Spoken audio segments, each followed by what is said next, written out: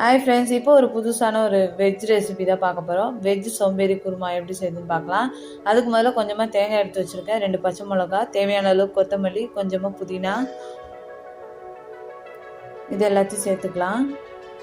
அது கூடவே 4 இல்லை ஒரு 5 முந்திரி ஆட் பண்ணிக்கோங்க. டேஸ்ட்டுக்காக சூப்பராக இருக்கும்.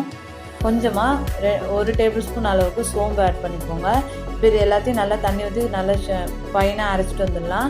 இப்போ நான் குருமாவுக்கு வெங்காயம், உருளைக்கிழங்கு, கேரட்டு, பட்டாணி, தக்காளி எல்லாம் எடுத்து கட் பண்ணி வச்சுருக்கேன். இப்போ இது ஒரு பக்கம் இருக்கட்டும். இப்போ ஒரு குக்கர் எடுத்துக்கோங்க. இப்போ நம்ம கட் பண்ணி வச்சுருக்க எல்லாத்தையும் ஆட் பண்ணிக்கலாம்.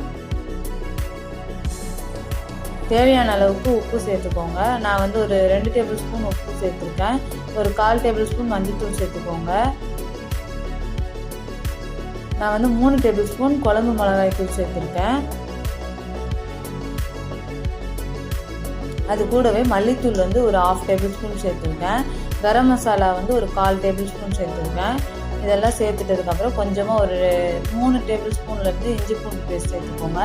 இப்போ நம்ம அரைச்ச தேங்காவை நம்ம சேர்த்துக்கலாம். இந்த பேஸ்ட்டை சேர்த்துட்டு அந்த ஜார்லேயே தண்ணி ஊற்றி கொஞ்சம் கழுவி அதிலே ஊற்றிடலாம். இப்போ லாஸ்ட்டாக நம்ம கருவேப்பிலை ஆட் பண்ணிக்கலாம். ஆட் பண்ணிவிட்டு நல்லா கலந்து விட்டுக்கோங்க. கலந்து விட்டுட்டு இன்னும் கொஞ்சம் நான் குருமாக்காக தண்ணி ஊற்றிக்கிறேன்.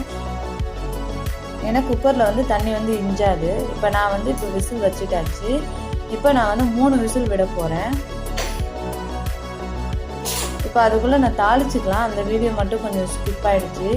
நான் தாளிக்கிறதுக்கு எண்ணெய், முந்திரி, சோம்பு, பட்டை இலை, அன்னாச்சி பூ, கிராம்பு எல்லாம் போட்டு தாளித்து வச்சுருக்கேன். இப்போ பார்த்தீங்கன்னா நம்ம குருமா ரெடி ஆகிடுச்சு. 3 விசிலில் நம்மளுக்கு வெந்துருச்சு. இப்போ தாளிச்சதை அதில் கொட்டி நல்லா மிக்ஸ் பண்ணி விட்டுக்கோங்க.